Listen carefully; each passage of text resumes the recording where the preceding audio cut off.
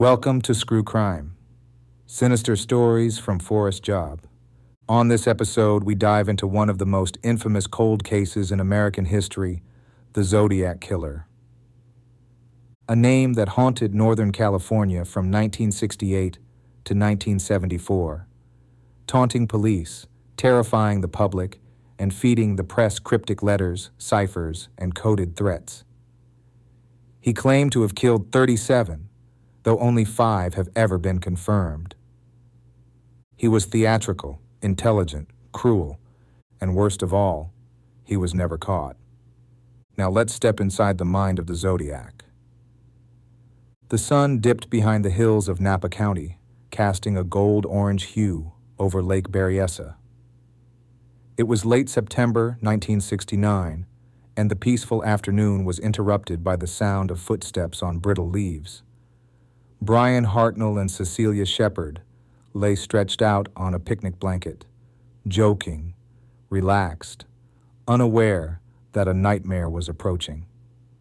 Out from behind a tree stepped a man wearing an executioner's hood, black, homemade.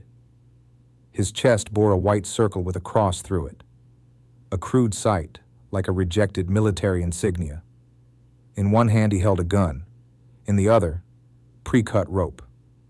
His voice was calm, almost polite. He told them he was a prison escapee who just needed their car and money, that he wouldn't hurt them. But once they were tied up, the knife came out.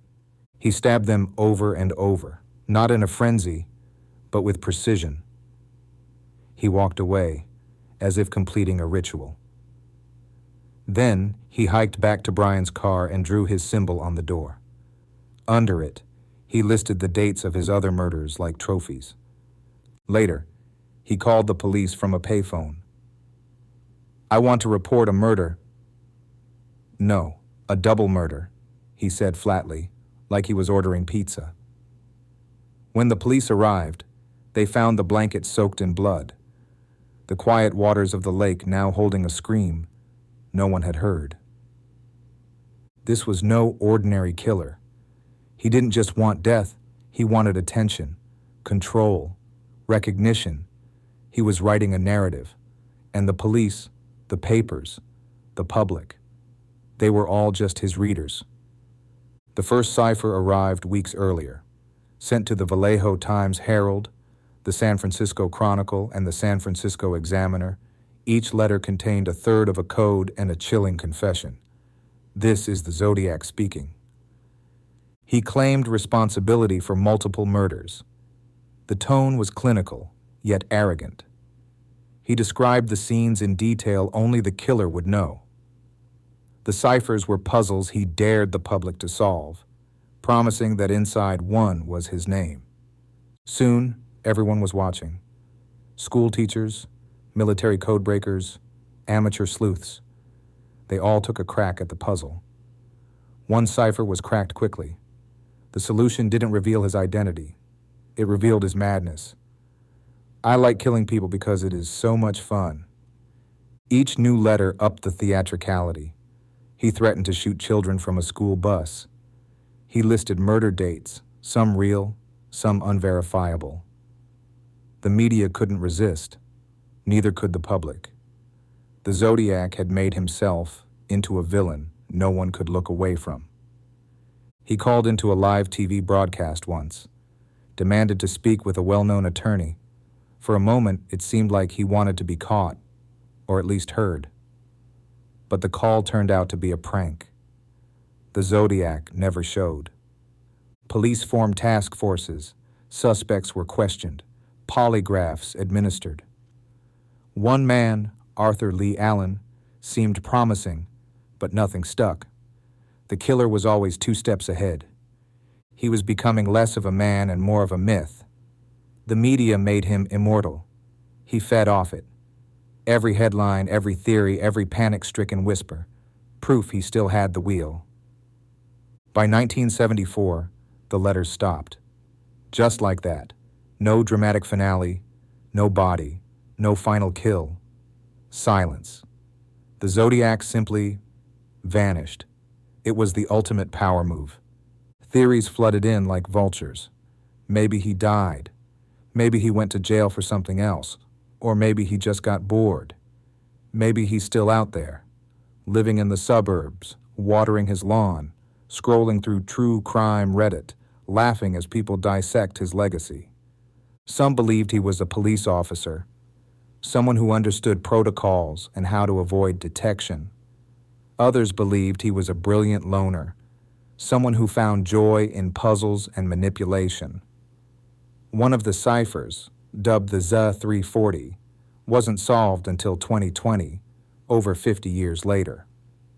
And still, it gave no name, only more riddles. New DNA technology brought hope.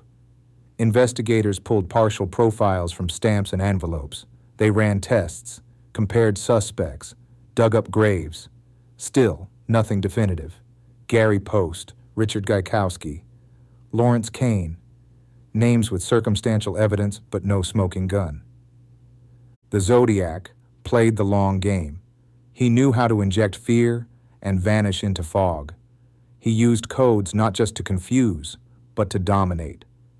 He didn't need to kill endlessly. He killed just enough to leave a scar on California's psyche. He became a legend, not because of how many he killed, but how deeply he haunted. In the end, the most terrifying truth is this: the Zodiac could have been anyone, and he might still be walking free. Summary: how the Zodiac could have gotten away. Geographic diversity. Attacks were spread across counties, complicating jurisdictional coordination. Misinformation as a tactic. Some killings were falsely claimed, others real but unlinked. Master of manipulation. He played law enforcement and media like chess pieces. No digital trail. Pre-internet era worked in his favor. He quit before tech caught up, left before DNA and surveillance became widespread. Question time. Why did he stop killing? Or did he?